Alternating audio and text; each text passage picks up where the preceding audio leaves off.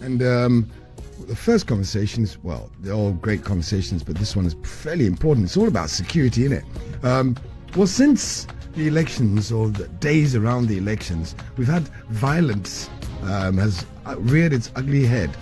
There was elections violence, and the violence that is now ongoing is related to the elections insofar as it's about this whole thing about the power dynamic shifting, and all of a sudden people thinking that they can take this country over. These are not the PNDC days, and I'm saying PNDC and I'm adding P in front of the NDC because they're two different, totally different concepts. But during the PNDC time, there was something called workers' committees and all sorts of things, which were basically licensed by government and were able to do this kind of thing. But we're really, really hoping that that hasn't become the norm. Unfortunately, in recent times, houses of relatives of former government officials and government officials themselves have been attacked.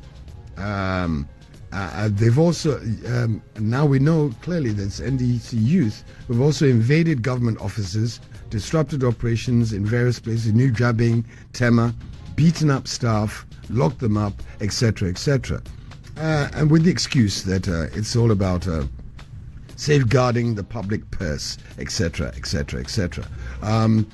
However, transition should not be a fight. I'm wondering whether these NDC youth are thinking that when Nanado handed over to John Dramani, that it was a case of everybody getting up and then having a boxing match in Jubilee House and checking the staples. I mean, really, we need to be a bit better than that. And unfortunately, most of this information now is going out into the media space and therefore into the international space about our transition. Even if it weren't going out internationally, I don't know that it's the kind of image that we want to project to ourselves of the society that we've become. I mean, there is this thing of, don't wash your dirty linen in public. The public, of course, being the international media, or the way it's more generally seen. But insofar as this creates a sense of insecurity, either a sense of license to do what you want with state property, because you can wade in there and say you're take a seat and wait and then get an appointment there or something. Well, you're there to present yourself to take over something because you're taking it over in the national interest or the people's interest, or insofar as it makes you worried about the general security climate, and so you start taking precautionary measures that in some way curtail your life, certainly your enjoyment of ordinary life and your normal freedoms to come and go as you please, and to receive public services as you should expect. As is every citizen's right. As is every citizen's right. That is a problem. If municipal assembly offices are being invaded so they can't function normally, that is going to lead to some kind of major social problem, at least on a local level, sooner rather than later. Right. We're going to go to our discussion then, Xtra. Dr. Ishmael Norman is a security expert. He's already on the line, and Xtra is going to be chatting with him about what is happening with the NDC youth invasions of these government spaces, and what are the concerns that we should be most wary of. Hello, Doc. Good morning. Good morning. And thank you very much for making time for us. Not sure we've spoken this year, so Happy New Year to you. Same to you. Now, we have prided ourselves in peaceful transfer of power since 1992, when we embraced the constitutional rule. But in recent times, we're observing quite a worrying trend of, party supporters, just taking the law into their own hands. Is this something that you foresee escalating or, degenerating into something that would derail the gains that we've made so far? Certainly, the behavior of party foot soldiers, not just NDC, but also MPP foot soldiers, the legitimacy of their conduct, actually taking control of government offices, lies in a history of Ghana political business cycle changes initiated during Kufuor's administration. One victim is Kofi Kotofi. During Nana Addo's administration, another victim is Dr. Anaba of Rich Hospital. In the last quarter of 2024, CEOs of government institutions packed their offices with party foot soldiers, even giving them the ticket to travel overseas after 2 weeks of employment to go for training over those that have been there for maybe 5 years, 6 years, 8 years, only because those that have been there longer happen to be associated with the NDC political party or presumed to be. There are instances where the Public Service Commission people are brought in to interview candidates the same day and confirm in the same day in the office of the CEO in the last quarter of just 2024. It is this kind of conduct that makes people feel very bad and that they need to take control because of the irresponsible autovirus behavior of CEOs, that if they don't go and get control of the offices, something bad will happen. Under NDC, similar things happen. Under Atta Mills, government telling people to proceed on leave in retaliation to what Kufuor has started.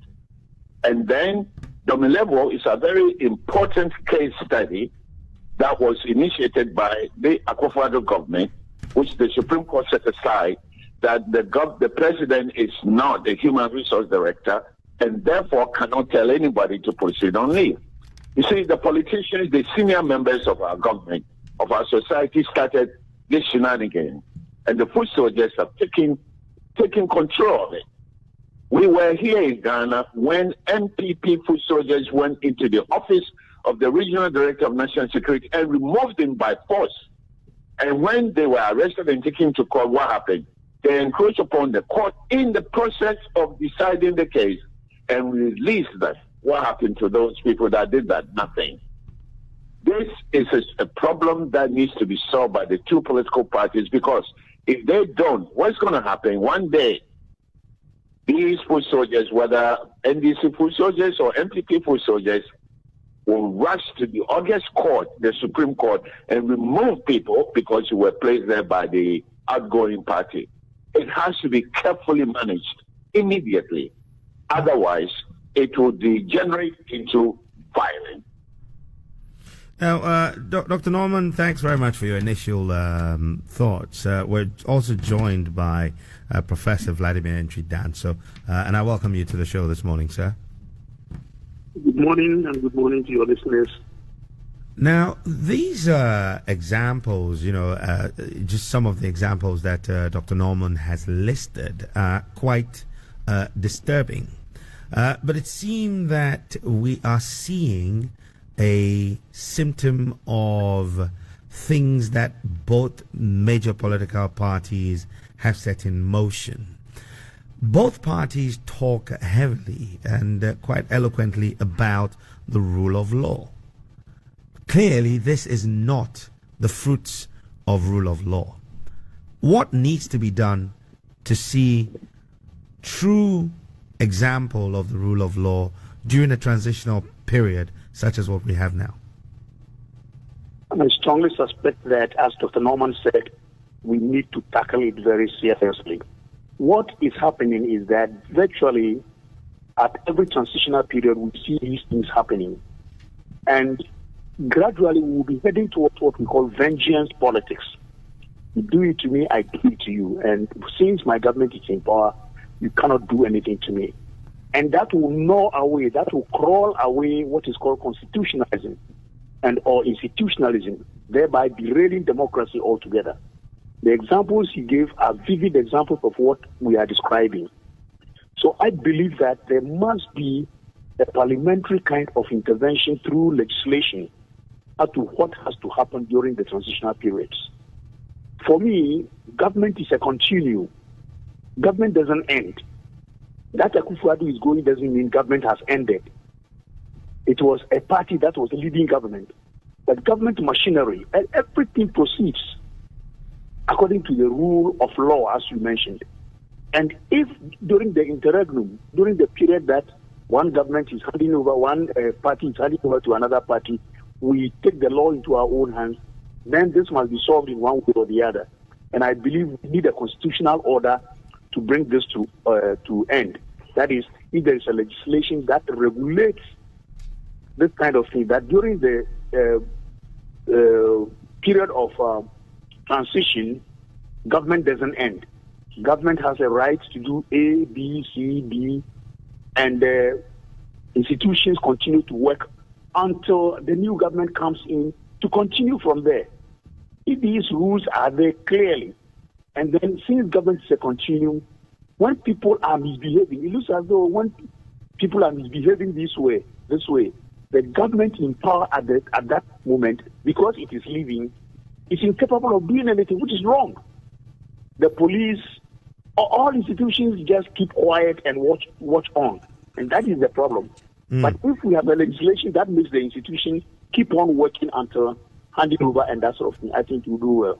Okay. That's a good call for legislation. Dr. Norman, your examples bring to mind, a very recent statement that was attributed to a Deputy General Secretary of the National Democratic Congress. And it makes me remember, if my memory serves me right, that Freddie Blay, in the wake of the transitional period when Nana Dankwa Akufo-Addo became president in 2017, justifying the actions of some of these people, just as Mustafa Gbande has defended the actions of these alleged party supporters, who are running riot, that they are protecting, state property and doing this in the interest of the state. Do you feel that the political parties in of themselves are part of the problem, and they're making people or giving people the legitimacy they need to run riots? That's exactly what Dr. Antwi-Danso just said. That now it has become you do me, I do you. And so that is what is going to happen. And like he also recommended, that unless there is parliamentary intervention, joint intervention, this will continue. It will get out of hand. So I totally agree with his submission as well. But where does this leave the security apparatus, specifically the Ghana Police Service, that's supposed to keep law and order? If somebody, or a bunch of people attack or, mass up at a state institution anywhere in this country, and that's unauthorized, shouldn't the Ghana Police Service be called in to clear the crowd and arrest any miscreants that they may find? My brother, this is a period where the honey bees have left the beehive, and the honey is going to be shared by the quartermaster, the president. Everybody is vying for position. This is not the time that you're going to see any active involvement of police taking decisive action on these kinds of issues, which may probably go against the interests of the party in power. So during the transitional period, you see that there's a gap that some of the party foot soldiers take advantage of, because they know that police is weak, and they are weak, because they want power. They want to be confirmed or given position of IGP. Nobody wants to. They want promotion. And so the whole system comes to a null kind of situation where nothing is really moving up or down until appointments are made. Everybody wants a piece of the honey. Well, I mean, Professor Antwi-Danso, one of the key things that has marked the human race is our ability to evolve. Clearly, a large section of our society is not pleased with what we're seeing, and we've seen how some of it has gotten out of hand in the past. What do we need to do beyond Parliament coming in with some sort of a legislation? What should you and I, citizens, do? It looks as though we are gradually derailing our democracy in the sense that whatever gains we think we have made, or we pride ourselves in, get the elections and we say there's democracy in Ghana. What needs to be done is the understanding of democracy. Understanding in the sense that we live it. You rightly asked a question about what the institution should be doing in the period of transition. And Dr. Norman answered rightly. People sit and there is a lull. With that lull, people, the IGP would not command. Nobody is commanding for fear of the wrath of the new government. And that is it. So we as citizens, what we are doing is part of what I'm trying to say. That is, we need to be talking about it, demanding it. Because, my brother, those of us who work in the international relations, international security, let me tell you, these are the things that gradually lead up to the formation of not just vigilantes, but, underground organizations who would want to change the order. The Boko Harams and whatnot, only last week there was another group that has sprung up in Nigeria. These groups come as a result of the political lull, the political inertia that we have during transition periods. So we should all be very careful. We need to work on this thing, just like we talk loudly about the vigilantes and we talk loudly about Galamsey and things like that. We need to be bold enough to be able to say that this is not part of our democracy. It's not part of governance. So what you guys are doing is very good. We need to be talking about it. And I'm demanding that Parliament itself must sit down, because everything boils back to them. The constitutional order is what brings about democracy. And the constitutional order is the constitution plus the institutions. And therefore, Parliament, having seen that these things are going bad, should be able to bring out a legislation whose implementation will take away these things from our society. Because I'm fearing a heavy vengeance politics in the future. When we are seeing it, when those mining toilets were driven out, toll booths and whatnot, ridiculous, very ridiculous, and we are still doing it. The story I heard of some gold being exported by the Bank of Ghana, which was halted by vigilante groups of a party. I mean, it's unheard of. I mean, in the most backward of countries, this cannot even happen. Because we know that every time it is the Ghana government which exports gold to Switzerland before the Friday market. And if you don't do it, you lose. You pay a penalty and things like that. But then here it is that an official thing is being done, and just because elections have ended, official things must stop. Offices are being raided, things are being looted. I mean, it's crazy. It's crazy. It doesn't speak well of us at all. And those political giants who are justifying these things are themselves crazy. I mean, this is a question I would like to get both of you your thoughts on, and it has to do with the role of the two major political parties in ensuring some sanity. What should be their position now in calling on these people to allow the process to go as it should? I strongly believe that the two political parties need to put their heads together, especially the elite of the two political parties, and not only the two political, but all political parties.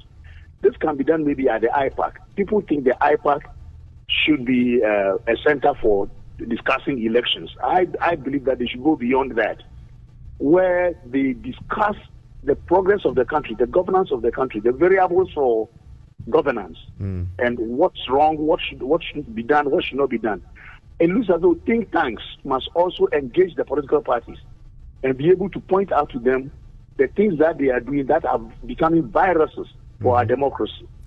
I strongly believe that there are very many persons, both in the NPP and the NDC, CPP and others, who should be bold enough to step up and say, to crystallize our democracy, to be able to cement our democracy, There are some things, there are some viruses we need to weed out. And then these things become the fundamental principle for the future of governance in this country. Should the likes of the Peace Council and the, well, of course, right now you wouldn't have, the Peace Council should still be in place, but Council of State and all these other support systems that our government has had in place all the while be playing a key role in this at this time? Is that to me again? Yes, to you. Right. Of course, all institutions, I've said that earlier on.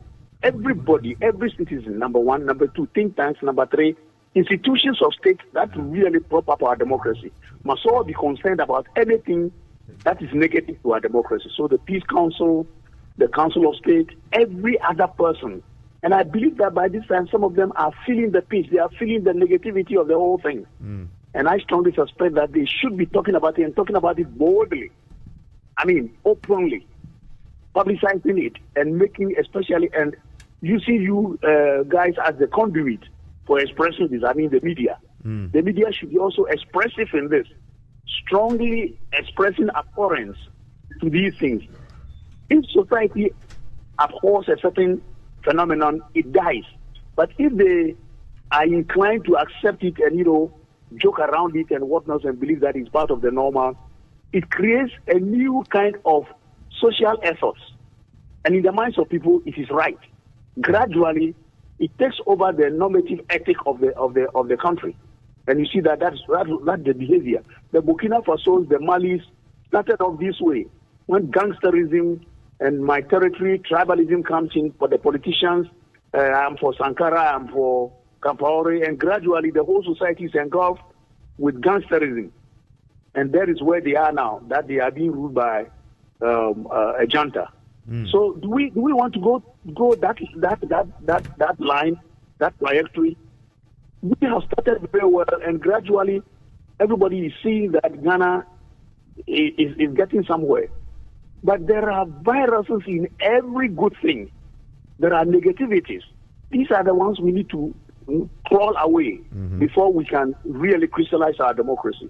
So I believe everybody's Council of State, they are the ones who have a good mouth. If the Peace Council comes to condemn this, people will say, well, of course, some miscreants will start, as we have in our country, just insulting them.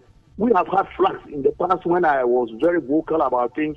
I've had flux. Today I'm NDC, tomorrow I'm NPP.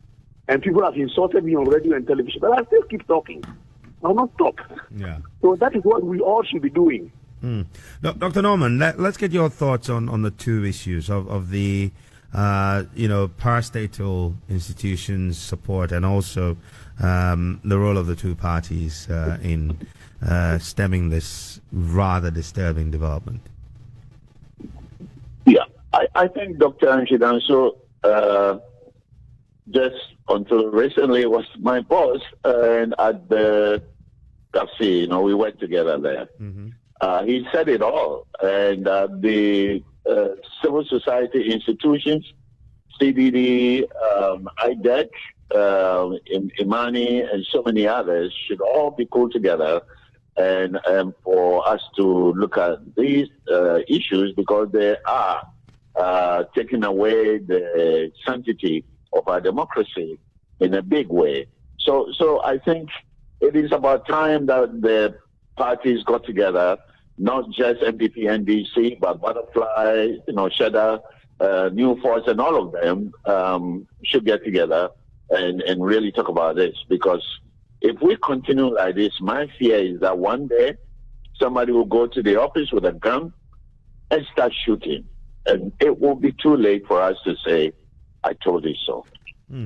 How about the role of chiefs in all of this? I mean, we have a number of eminent chiefs whose voices do carry some weight. How about the role of what? Chiefs and traditional rulers. Oh, they are all part of it. They have a lot of sway over the youth. And if you ignore them, you do that at your own peril. Really.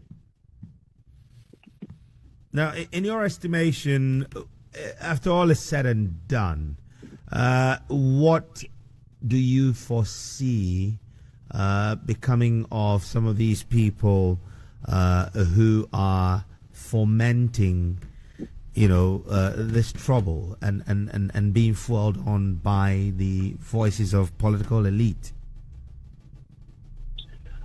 People do violent acts when they know that they can get away with it. And so we have to create a capable guardian to stop these kinds of activities from happening. You think the boys who do this, they don't have rational thought about it? They rationally decide, okay, this is what we're going to do, and because the country is in a transition, nobody will harm us. And we have to create a capable guardian, and that's what Dr. Antwi-Danso and myself are talking about. When we have a capable guardian, a legal framework, in addition to support these kinds of activities, to prohibit these kinds of activities, then nobody is going to go that way because they know the consequences of it. If I know that if I steal $1,000, I will get away with it, nobody will punish me, what will stop me from stealing it if I have access to it? Only my moral that will stop me from doing that. And if I want to ignore my moral, I just go ahead and do it. So we need to create mechanisms to stop all these activities in order to enshrine our democracy in a sanctimonious kind of cloud where we aspire to greater heights every day and push our democracy upper and upper and upper and upper forever. Now, there are thoughts that all of this is also not just political, but it's just that people have too much time on their hands. They have no jobs, and so they find time to do these things. How much of that do you think could be solved by the creation of jobs, as these governments or these political parties often promise ahead of elections? Well, let me promise you that as a footnote to what Dr. Norman has said, if we don't stem the tide, what will happen is that political parties will become beholden to these miscreants. And it has happened in the country. Dr. Norman gave an example of those guys who went and pulled out a government official, a CEO, and then went on to the court even to, free the men who we use the word discredit the court. Yes. So eventually, this is what is going to happen. But beyond that, as Dr. Norman said, beyond that, you get a situation where the anger in me makes me just take the gun one day and just go and shoot government officials. Seize this thing and demand something. And as we are saying, look, the promises of jobs and whatnot is not here nor there. You create jobs by changing the trajectory of the economy. If it is infrastructure, you think you are putting your head there. And Professor Stryker and others have researched and found out that just 2% of infrastructural increment creates 40% of economic activity. So would the government be more interested in miscreants running riot to so-called the vigilantes of the nation rather than creating avenues for jobs? For me, the most important thing is to create the situation where everybody is satisfied or everybody is involved or happy about what is happening. Then we'll be moving forward.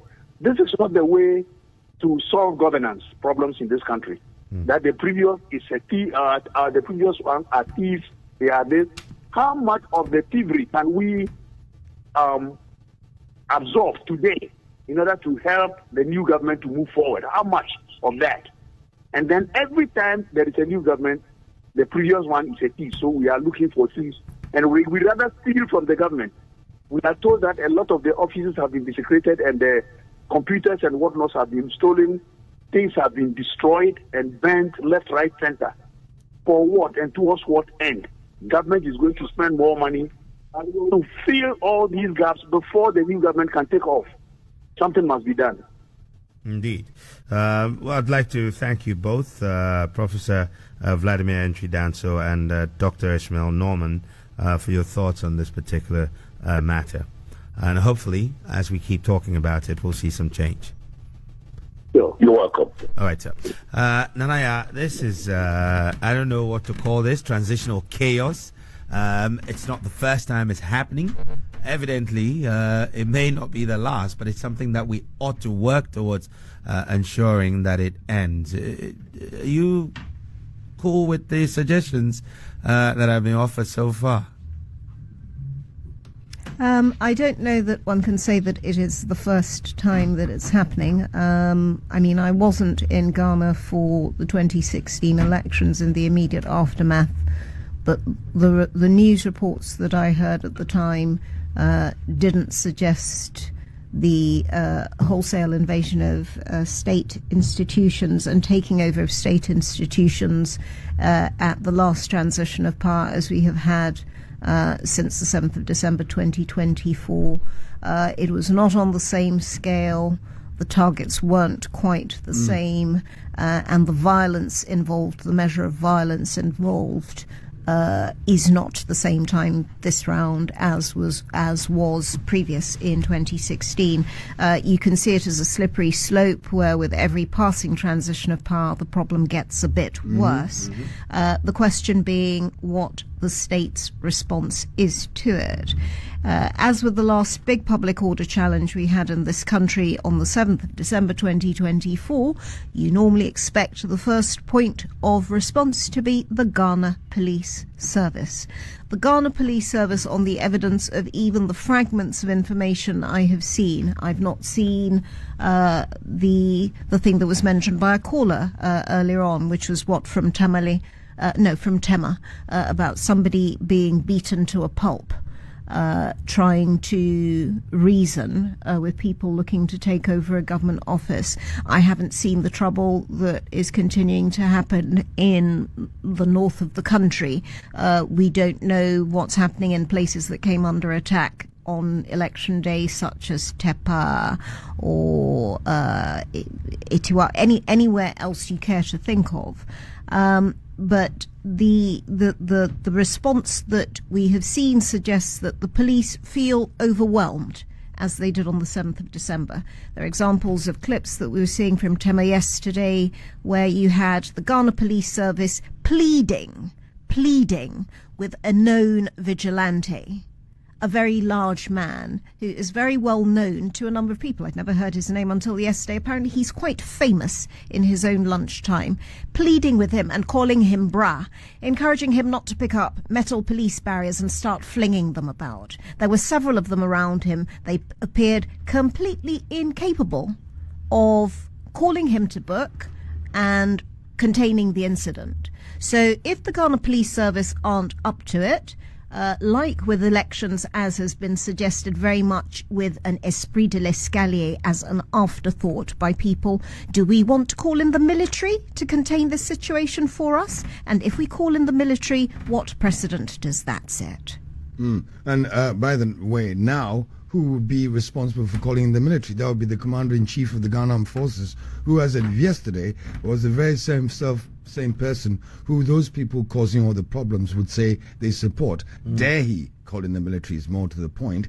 Wouldn't that set the right precedent and probably set the right tone for law and order to say, yeah, I get it that you support me, but things have escalated and that things must be done a certain way. I think firstly he's got to send out a strong message and cut out this mealy-mouthed, half-baked... The weasel words. Yeah, just have a statement, a clear statement, and actually not deliver a piece of paper statement. Actually come on national radio and deliver a statement calling all NDC thuggery to book.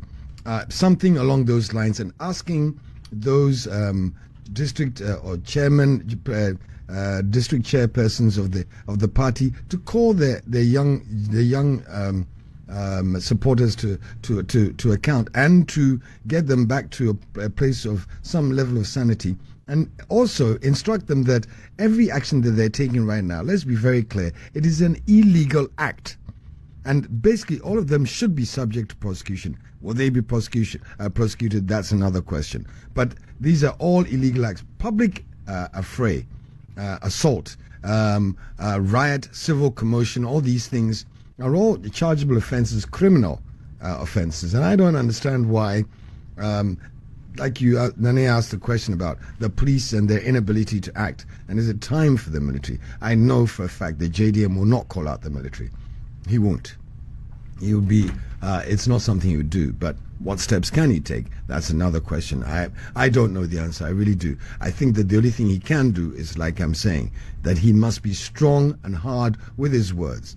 If people are going to admire him for his speech delivered at the inauguration, then they will admire him more for being firm on this. Good points.